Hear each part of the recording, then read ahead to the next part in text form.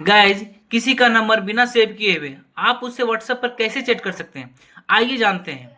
उससे पहले वीडियो को लाइक करें, चैनल को सब्सक्राइब करें और अपने दोस्तों के साथ शेयर करें। सबसे पहले व्हाट्सएप को ओपन करना है। उसके बाद किसी भी नंबर को यहाँ पे ओपन कर लेना है।